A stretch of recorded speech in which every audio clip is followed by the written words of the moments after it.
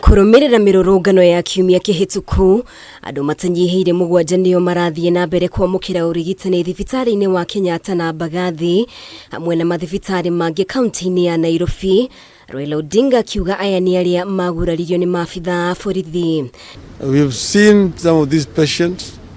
Some of them are having gunshots in the chest, others in the groin, others in the arm. And all of them are telling us that they were shot, they were unarmed, they were not attacking anybody, they were moving away, and the police were using live bullets. Kĩaria arĩ thibitarĩ-inĩ wa Mbagathi thutha wa gũcerera amwe ao, Raila nĩ akumithĩtie maabitha a borithi nĩ kũhũthĩra rithathi rĩrĩa mang'ethanagĩra na arũrũngani, agĩtetera mĩrũrũngano ĩrĩa matabanagia na kuga yarĩ ya thayũ. Police should never use live bullets against unarmed civilians.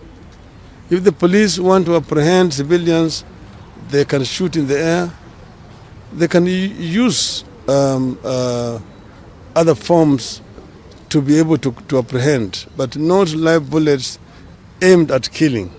Ona gũtuĩka Raila Odinga nĩ arũgamĩtie mĩrũrũngano ĩno kwa ihinda nĩguo gwetha kĩhonia kĩa mateta ma ngwatanĩro ya AZIMIO kũhĩtũkĩra mĩario, Odinga nĩ okĩrĩire mũnene wa borithi Japhet Koome nĩ gwĩtĩkĩria maabitha mahũthĩre hinya mũkĩrũku rĩrĩa marang'ethanĩra na raia. We are seeing a very, very dangerous development taking place in our country ever since this new IG took over the office. Therefore, this kind of acts of brutality must stand condemned in the strongest terms possible. We had said that this was going to be peaceful demonstrations. And indeed, the demonstrations were very peaceful until they were provoked by the police. The police, of course, were also using tear gas and using water cannons.